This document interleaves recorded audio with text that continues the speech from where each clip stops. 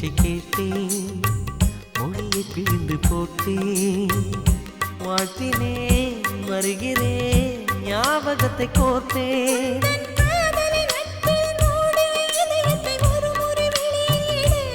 உந்தன் சாலைகள் நெடுகிலும் பூவிழும் மரங்களை வளர்க்கிற உரிமை கொடு.